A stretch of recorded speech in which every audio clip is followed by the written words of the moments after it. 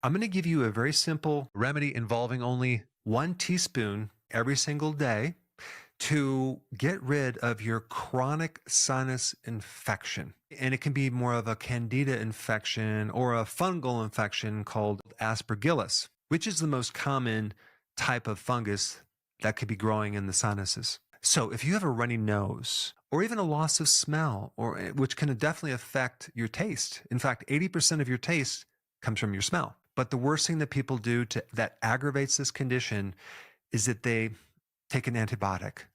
An antibiotic only kills bacteria. And when you get rid of the bacteria, you actually cause an overgrowth of this fungus. So maybe it started out to be some type of bacterial infection, but now it's switched to a fungal infection that is very difficult to kill with the typical antibiotic. And so people keep getting antibiotics over and over as this problem gets worse and worse. They take the antihistamines. They take these corticosteroids, which get rid of inflammation, but it makes it worse. It kind of invades the back of the eustachian tube into the inner ear, and now they have inner ear infections. And then there's 2 types of fungus. There's an invasive fungus, and there's a non-invasive fungus. The invasive fungus starts to break down the mucosal layer or lining on the inside of your sinus cavities, and it can start to erode the bone. So it can actually penetrate right into different tissues around your skull. From there, it can invade the joints, your bladder, and create a UTI. So there's some really important things you need to know about aspergillus. It needs oxygen to grow. It needs moisture to grow. And it'll definitely grow more if your immune system is compromised. So if you're a diabetic, if you have HIV, it can really kind of come out and kick you when you're down. And also you can actually reproduce this aspergillus and make it grow in a little petri dish if you feed it sugar or starch. And this is why you see this fungus growing on like bread and potatoes, rice, things like that, because it lives on sugar and starches, which means that you probably need to change your diet. And this also includes dairy because there's milk sugar in dairy as well, and they will just thrive on that. So we get sugar, refined carbs, alcohol, and even birth control pills can make it grow more. Aspergillus has a unique strategy of surviving by shutting down your immune system through downgrading your vitamin D levels. So it goes into your receptors for vitamin D, exactly where you utilize vitamin D, and it downgrades them. Very sneaky, to the point where you can't get enough vitamin D. And apparently it knows that vitamin D is essential for your immune system. And if you can't get enough vitamin D, you don't have a good immune system. The most important thing to know is that you need to take a lot of vitamin D. Okay, 30,000 IUs. Make sure you're also taking 300 micrograms of vitamin K2 just to kind of keep the calcium normalized in your blood, because vitamin K2 offsets the spike in calcium from the vitamin D. What would be the key remedy to get rid of this fungal systemic problem? Number 1, garlic oil.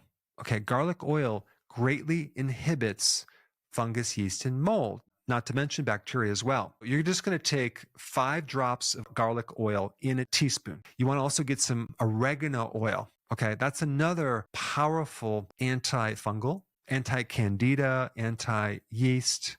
Okay, 5 drops of oregano oil. Then make up the difference with coconut oil. Coconut oil has both lauric acid and caprylic acid.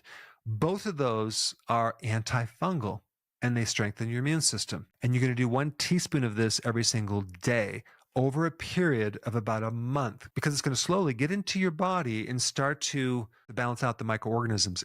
You can also do other things too. If you wanted to add xylitol to this mixture, you can do that. Curcumin is another one that you can always add, and aloe vera is another thing you can add. You can also do other blue light wand. If you have a blue light, you can even take one of these wands, there's small little wands, and put it up your sinuses and for a few minutes a day, and that can help. The problem is I have not located one yet. Maybe you can search one and find one, but blue light or violet light therapy would be really good for that condition.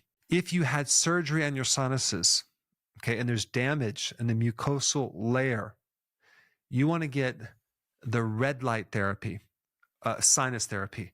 And they have these little devices that you can put up into your sinuses and help this condition using the infrared light, which is more of a different spectrum. It's not as much of a microbe killer as it is a healer of the mucous membranes and the damage that occurred from the surgery. However, you might find that you start breathing a lot better because it can get rid of inflammation. Now, there's a lot more to know about the sinuses. If you have not seen my other video on sinus congestion, check it out. I put it up right here. As you know, I'm really into natural remedies that don't have side effects. So when you have your sinus congested and you want a good way to drain it, I'm going to show you several different natural solutions that I think can help you. Now, when I was in practice, the thing that I used a lot was Spanish black radish. This is a really good one, and you can get them in supplements. You can also find them sometimes at the health food store, and then you can start using them in your salads and things like that. But if you get them in a tablet form, okay, I would recommend taking about 3 per hour, maybe even more, okay, depending on how bad it is, every hour for about 8 hours. Because Spanish black radish is unique in that it can help pull mucus from the deeper areas of your sinuses, and then just it pulls it out. You know, I was always interested in experimenting on myself. And so one time, because this works so well, I wanted to take it to the next level, which I don't recommend this.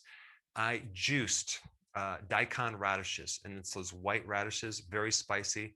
I juiced about, I don't know, 12 to 13 ounces. And I plugged my nose and I slugged it down. And then as I realized what was happening, burning all the way through from one end to the other, I think that was a big mistake because that was just an overload. But I will say, I had clear sinuses for about 2 or 3 weeks. Another good remedy would be black seed oil. Black seed oil as a remedy is very antimicrobial. Most sinus infections are viral, not bacterial. There is a bacterial component, but they're either viral or fungal, especially if they're chronic. Like all year round, you have this sinus congestion, in which black seed oil is a really good remedy.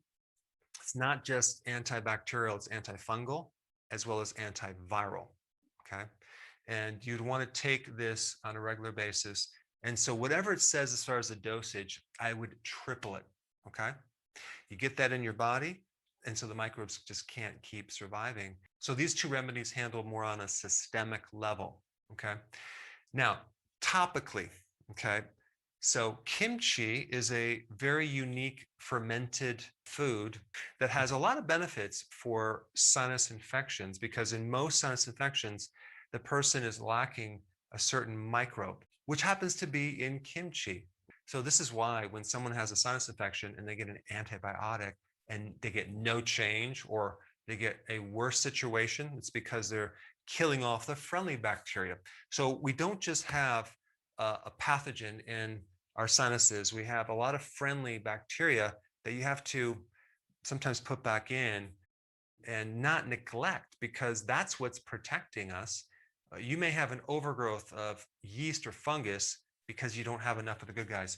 So the way that you apply kimchi is you buy some kimchi, and so then you take some of the juice out of it, just a little bit, okay, on your fingertip, and you apply that to the inside of your nose about, I'd say, no more than 1/4 of an inch inside each nostril, okay? You don't want to put it all the way up there. You just want to put it on the inner part, and the microbes will start to climb up and go up into your sinuses. So it does take a few days, but that's the way to apply this.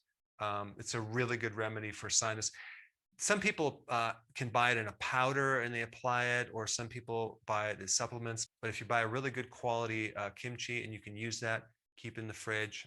Make sure you seal it tightly, because the microbes, if it's leaking air, for example, they won't last as long. So kimchi is a good remedy. All right, number 4, a good nasal rinse with saline solution. You can get a kit, even at the drugstore, with the saline solution, but here is the secret. You're going to add colloidal silver to this solution. And I recommend kind of dumping out some of the saline solution and replacing it with the mixture of 1/4 of a teaspoon to 1/2 of a cup of water. Okay, so as far as the amount of colloidal silver, we're not doing 1/2 a cup, we're just doing 1/4 of a teaspoon, and you can just measure that out. And then mix that into the saline solution. Now, why colloidal silver?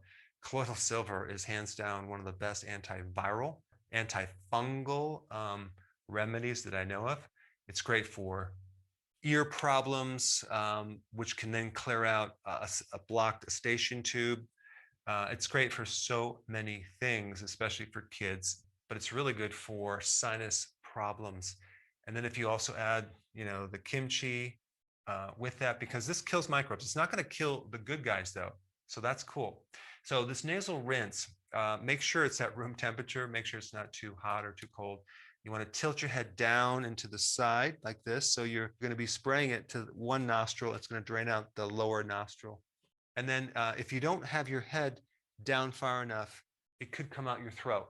But what we're trying to do is we're trying to irrigate with this special solution, okay, salty water with colloidal silver, through one sinus and then go through the other. So it's a really good way to expose these sinuses to a good anti-mucal compound. So really, I would do this a few times a day for several days until you resolve this problem. Now, one last point I want to make about sinus problems, especially if it's fungal. Chances are your diet has too many carbs. These microbes, the fungus, the candida, live on a high carb diet. So unless you change that, you may get relief, but it might come back. If you have not seen this video on candida, which is a type of fungus, in relationship to sugar, I put that up right here. Check it out.